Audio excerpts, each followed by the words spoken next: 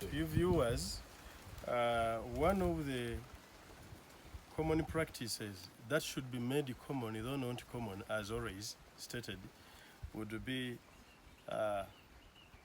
feeding the plant, banana plant, with manure, and should be appropriately feeding.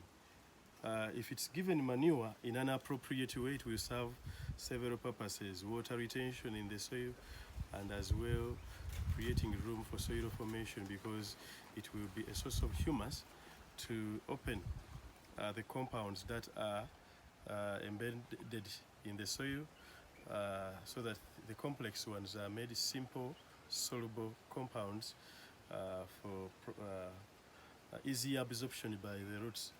So, like I have said, this plantation is undergoing a resetting program.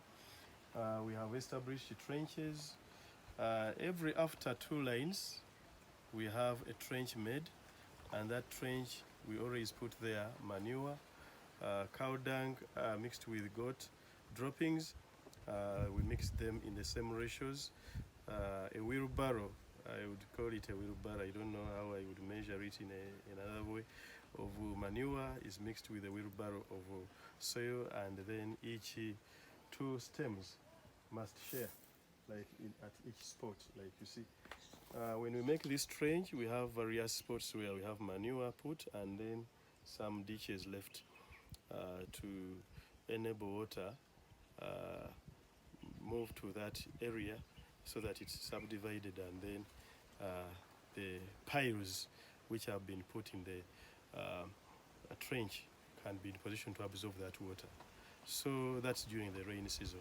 And when it gets to a dry season like now, with this type of soil, you have seen very well that it's sandy in its nature, and it has some clay, kind of sandy clay texture.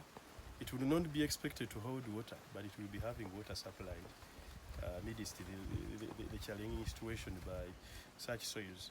So we can have some bunches, small as they are, but we are expecting bigger ones very soon. Like I've told you, that this resetting program has something like 3 months, 5 months to go to have a better yield considered to the one we have here.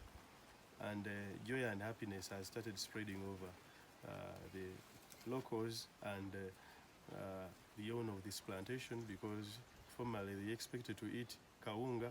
We call it gali, kaunga in my local language, but it's posho. People in Uganda don't love posho at all, because I would bet you, if you ask somebody posho and banana, what do you feel like eating? Then a person will opt for banana. It is the cooked type or the smashed type which they eat, and this is one a plantation of the sort which we have created for them to witness.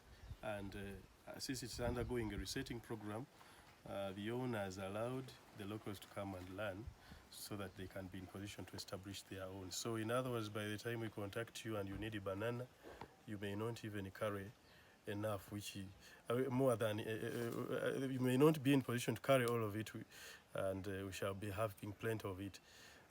By mark you, we have plenty of banana in other areas which have well set soils and set systems like the ones I have done here.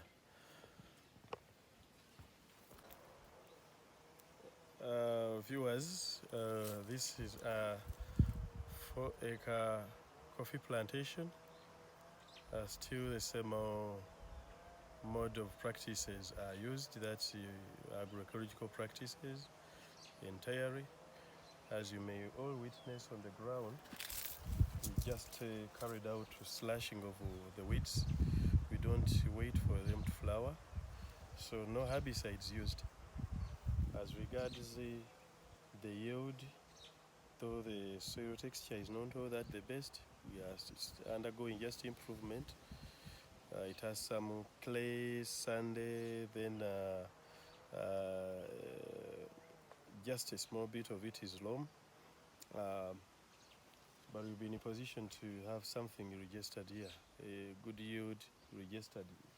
It's getting to, the plantation is getting to 3 years, and the other one we saw at the beginning was 1 year.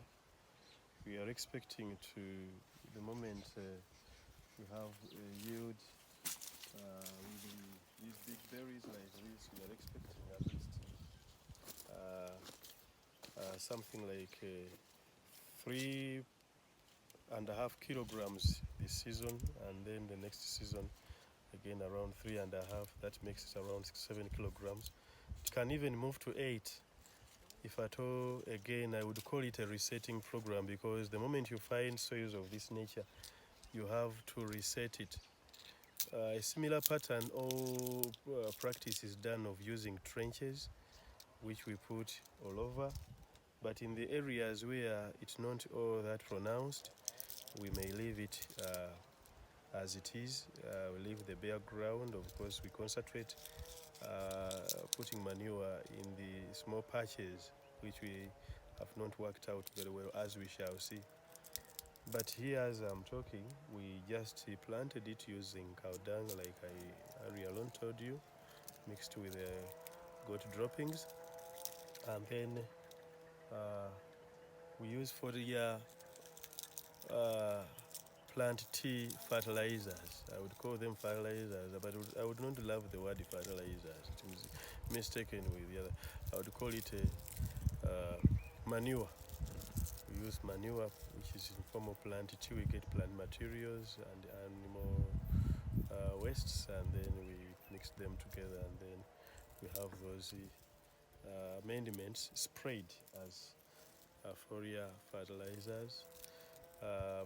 What they always generate as regards plant growth and development is they aid in soil regeneration. At times of them go direct into the plant, and then the rate of growth will be accelerated, and the moment it's accelerated or speeded up, we are expecting the coffee plant to grow faster, and the berries we put on a weight.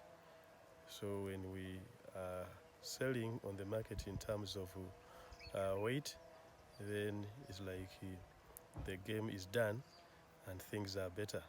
Somebody with a sack of coffee that would weigh something like 150 kilograms would end up getting 200 kilograms. So we have an increase in weight when we use organic practices. And we do also expect sustainable yield, whereby what you got the other season is what you get the next season. And leaving alone that, the health of the person taking our coffee is not compromised. We are going to have coffee taken not adulterated with chemicals which are toxic, and those which are carcinogenic, for example, which always are found in those where we use herbicides and inorganic pesticides. And we also have one other benefit of using organic manure. Some of those plant teas, or what we call concoctions, which we get after mixing some plant materials, aid in a generation of